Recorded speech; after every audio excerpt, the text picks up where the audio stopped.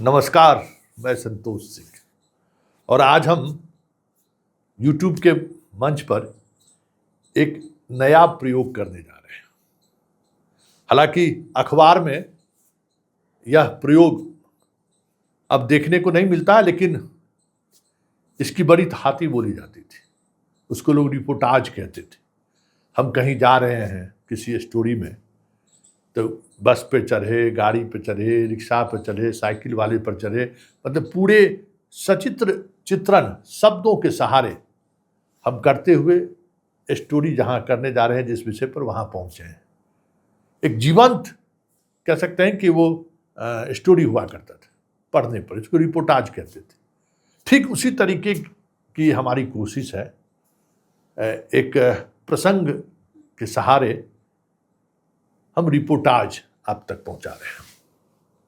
कल जदयू के एक पुराने नेता का फोन आया। उनके बातचीत, उनकी समझदारी, उनका पारिवारिक बैकग्राउंड कहने की जरूरत नहीं है, लेकिन इतना कह सकते हैं कि किसी दौर में नीतीश जी के सबसे खासम खास परिवार में से एक उनका परिवार था, जिनसे नियमित नीतीश जी का आना जाना, बातचीत सब कुछ रहता था। उसी परिवार से जुड़ी एक महिला से हमारी बातचीत हुई। उनका फोन आया। मैं परिचित नहीं था, कभी एक बार उनसे मुलाकात हुई थी, लेकिन बातचीत की शुरुआत ही यही हुआ कि संतोष जी, संजय झा आपको लगता नहीं है कि बीजेपी के लिए काम कर रहे हैं? तो मैंने कहा हाँ, लगता तो है बीजेपी के लिए काम कर रहे हैं। कैसे बचेगा पार्टी?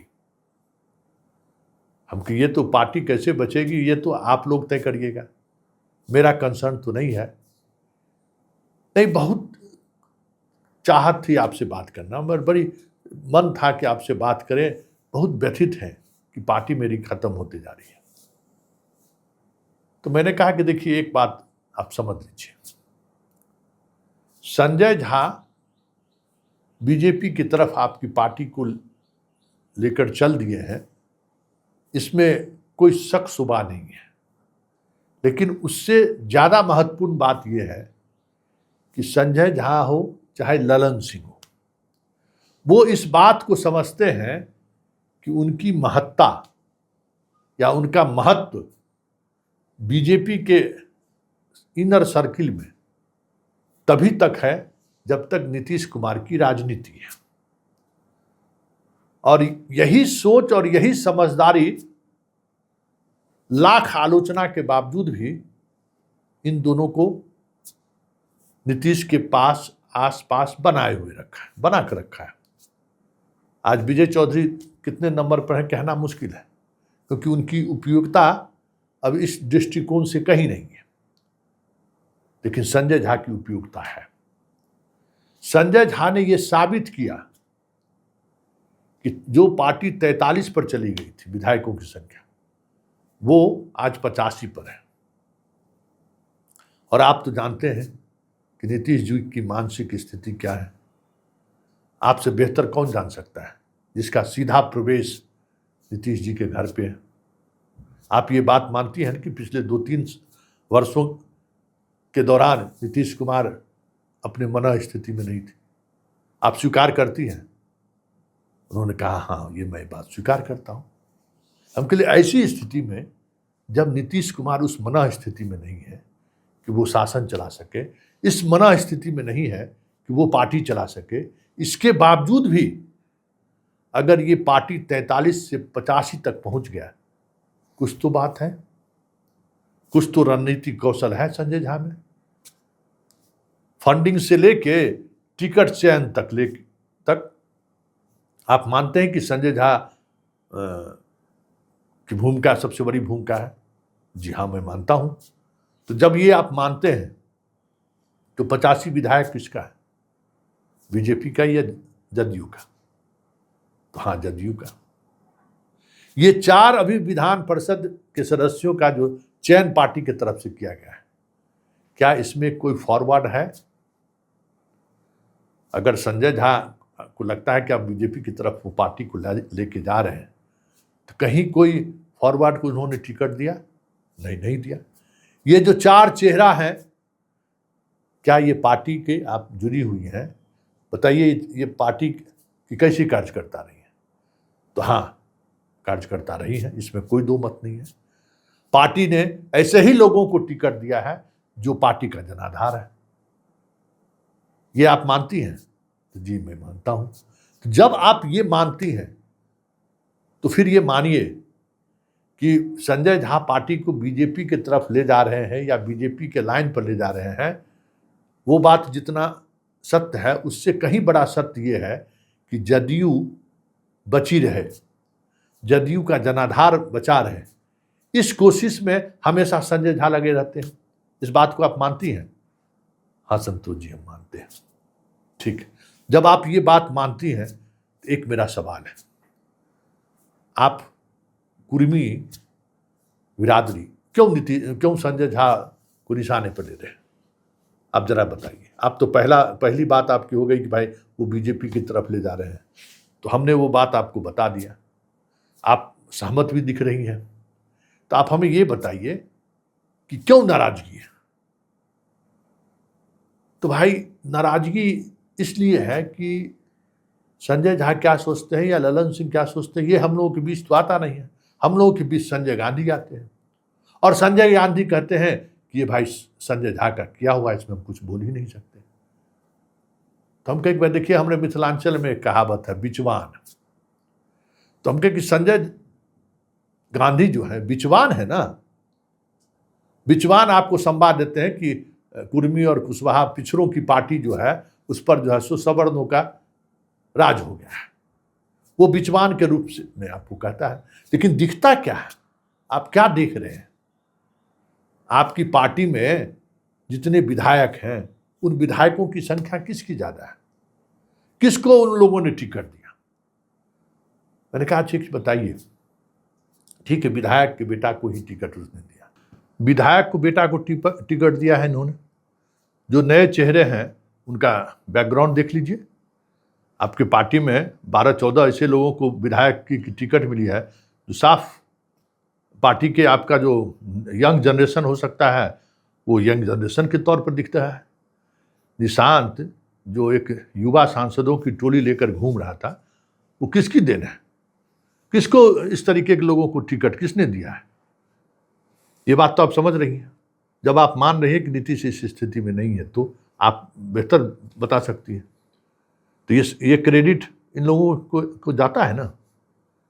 और सवाल है कि भूजा पार्टी का कंप्लेन कौन कर रहा है, शिकायत कौन कर रहा है? जरा उनसे पूछिए कि निशांत को स्वास्थ्य मंत्री दिया जाए, ये किसने जिद किया है? बताइए। वही कुर्मी लोग हैं ना, जो डॉक्टर हैं, जो दवा लॉबी से हैं, वो तो नीतीश के प्रति ईमानदारी नहीं बरत रहे हैं। आरसीपी नीतीश के प्रति ईमानदारी बरते क्या, ये बताइए। तो जाट के थे ना, उन पर सबसे ज्यादा भरोसा नीतीश कुमार ने किया। एक मंत्री पद के लिए नीतीश कुमार का आइडियोलॉजी को छोड़ दिए, याद है ना। संजय सिंह और ललन सिंह पर ये आरोप कभी नहीं लगा है, और अगर लगेगा भी तो वो इस हैसियत में नहीं है। लगेगा तो अपना घर पकड़ लेंगे। नीतीश की पार्टी का कोई नेता सवर्ण हो सकता है क्या? नहीं हो सकता है। और सबसे बड़ी बात है कि ये दोनों नेता इस बात को समझते हैं कि सवर्ण यहां नेता नहीं हो सकता है, और ये भी समझते हैं कि रोशनी जो है ना, जो चमक है, वो चमक नीतीश कुमार की वजह से है, और नीतीश कुमार की वजह से है, इसलिए नीतीश कुमार को बने रहना अनिवार्य है। नीतीश मजबूत रहेंगे तो हम लोग भी मजबूत रहेंगे, ये समझदारी इन नेताओं में है। तो फिर जिस कुर्मी लोगों को जो असहज महसूस कर रहे हैं, उनकी असहजता की वजह क्या है? अब भाई निशांत मिल गया ना आपको, निशांत नेता के रूप में भी और मंत्री के रूप में भी मिल गया।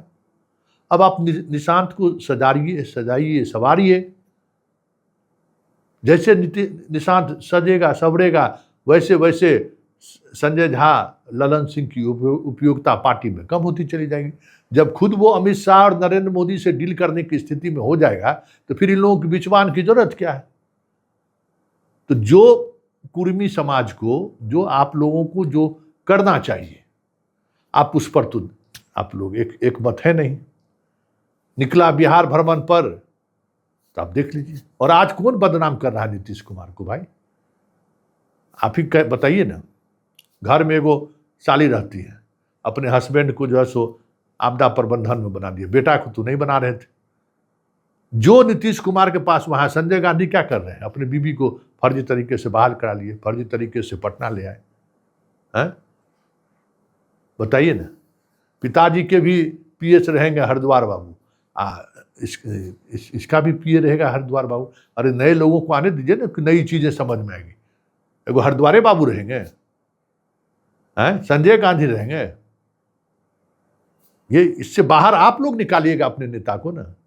तो आप अपने नेता को ना बाहर निकाल पा रहे हैं उस कॉकस से, ना आप अपने नेता को नेता बनने दे रहे हैं, और ठिकरा फोड़ रहे हैं भोजा पार्टी को। ये कैसे होगा मैडम? बताइए, आप ही बताइए ना।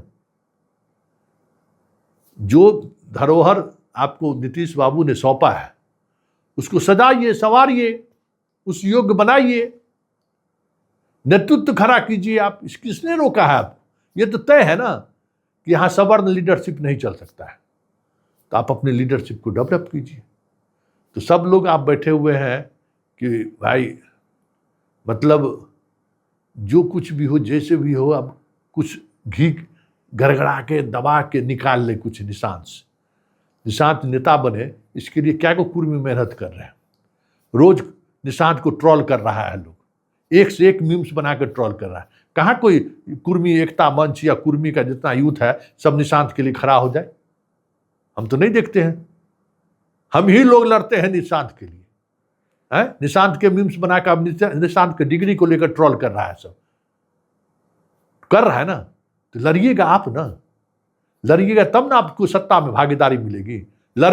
लड़ने की बात आए तो ललन सिंह और संजय झा लड़े हैं, और माल सब चपटने की बारी आवे तो आपको कहिए कि ये बहुजन की पार्टी है हैं? उस समय में अशोक चौधरी तैयार हो जाएंगे, उस समय में संजय गांधी तैयार हो जाएंगे, सब लोग तैयार हो जाएंगे।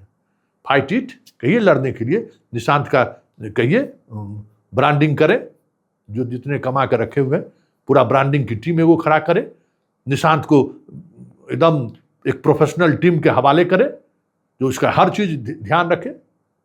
अरे सब कुछ निशांत को थोड़ी करना है, लेकिन वो प्रोफेशनल टीम तो आप खड़ा कर सकते हैं। तो जो आपको करना चाहिए वो आप कर नहीं रहे हैं। कह रहे हैं कि पार्टी को बीजेपी की तरफ तो नहीं लेके चला जाएगा संजय झा, या लेके जा नहीं रहा है। अरे संजय झा जहां जा रहे हैं जाने दीजिए, लेकिन संजय झा ये मान रहे हैं ना कि ये पार्टी रहेगी तभी हमारा वजूद रहेगा। तो हाँ, ये बात तो है। तो ठीक है, इतनी रात गए आपने फ़ोन किया, इसके लिए बहुत बहुत धन्यवाद। आपने ये बातें रखी, एक पत्रकार के रूप में जो हम देख रहे हैं वो बातें मैंने आपको कह दी। अब इजाज़त दीजिए, 11:30 बज रहा है रात। आपने इतनी रात फ़ोन किया, आपने मैसेज किया, इसलिए हमने आपको कहा कि हाँ अभी आप बात कर सकती हैं तो कर सकती हैं। लेकिन मैंने भी बात इसलिए किया कि आपके अंदर नीतीश कुमार को लेकर जो दर्द है वो मैंने महसूस किया है। नीतीश कुमार के इस अवसान से आप चिंतित हैं, ये भी महसूस किया है। आपने जीवन में नीतीश कुमार से कुछ पाया नहीं है, ये भी हमें मालूम है। लेकिन सिर्फ आज भी इच्छा यही है कि नीतीश कुमार का ऐसा अवसान न हो, उनकी विदाई शानदार होनी चाहिए। तो इसके लिए भाई सब कुर्मी भाई को एकजुट होकर आप लोगों को खुद निर्णय लेना चाहिए ना, कि खाली दूसरे किसी पर दोषारोपण करके तो नीतीश का न भला हुआ न निशांत का भला होगा। चलिए, गुड नाइट, नमस्कार।